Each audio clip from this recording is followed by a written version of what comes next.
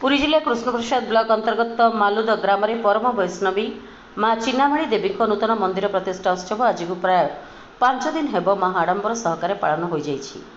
मुख्य पंडित श्रीयुक्त अशोक शतपथी परामर्शक्रमे 10 जन पूजारी नियोजित हो पूजा कर्म में सहयोग करथिले। तत्सहित गत 3/6/2025 मंगलवार दिन प्रातः समय नवास्थित महोदधि 108 महिला कलश शोभायात्रा करी आसी यज्ञ स्थल में उपस्थित होते विद्वान पंडित मान द्वारा और कर्ता कर्ती भाव मंदिर मार्फत श्रीयुक्त प्रदीप कुमार दास और तांकर धर्मपत्नी सहयोग में यथाविधि पूजाकर्म 5 दिन धरी अनुष्ठित होता। ग्राम प्रत्येक द्वार में जलपूर्ण कलश स्थापन करने सहित एक आध्यात्मिक परिवेश मध्य 24 प्रहर नामयज्ञ घृतयज्ञ अन्य यज्ञर व्यवस्था करा एवं प्रत्येक 15,000 भक्त मान प्रसाद सेवन व्यवस्था करा। भीषण रुद्रताप को दृष्टि रखी घोल दही ठंडा पानी और सरबत इत्यादि व्यवस्था करा। मालुद ग्राम्य कमिटी पक्षर समस्त प्रकार सुव्यवस्था करा सहित एक आध्यात्मिक अनुष्ठान को ग्रामर समस्त सदस्य माने पूर्ण सहयोग करी कार्यक्रम को सुचारू रूपे संपादन करथिले। मो ना सदाशिव प्रधान मालुद ग्राम्य कमिटी सभापति।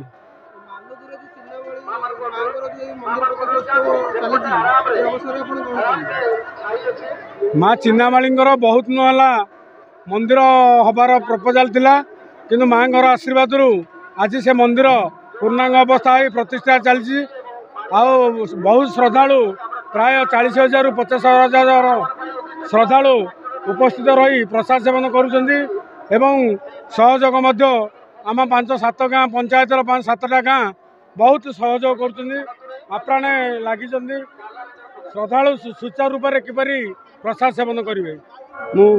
श्री उल्लास चंद्र जेना मालुद पाइक जन अधिवासी।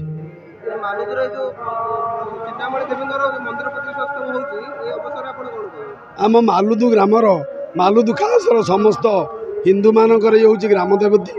एठी प्रथमे एक छोट घरे आजबेस्टस घरे घर ठाकुराणी पूजा पाउथिले।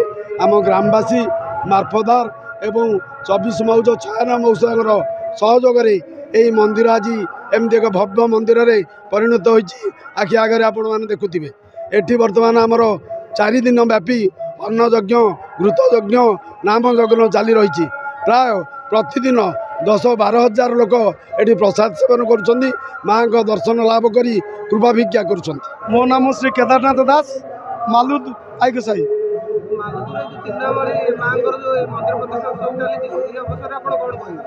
हाँ जहाँ देवी सर्वभूतेषु मातृरूपेण शक्तिरूपेण विद्यारूपेण संस्थिता मालुद गढ़ एक ऐतिहासिक गढ़। एठे जो देवी चिन्नामाळी ए अंचलर गोटे नुआ देवी समतंकर कर्णगोचर होउछि। ये होउचंती मालुद पाइक साहिर आराध्य देवी। जेतेबेले आमर बाहागर पुआणीवर हुए प्रथमे आमर बरवेश साजी ये चाउल अंजुड़ी दियंती। तापरे आउ जड़े देवी अच्छा माँ कनक दुर्गा सेठे मत चाउल अंजुड़ी दि जाए एवं तृतीय हूँ चैतन्य देव पीठ चाउल अंजुड़ी दि जाए। तापरे आउ एठिकार प्रसिद्ध देवता जी कि मालुद पंचदर स्रष्टा श्री श्री दधिवान देव विजय मालुद करण साई यही आमर शुभ कार्य आरंभ हुए। ए जो देवी पीठ आज मंदिर नूतन मंदिर प्रतिष्ठा हो भग्न मंदिर विजय करेंगे करुँच ये होती परम वैष्णवी।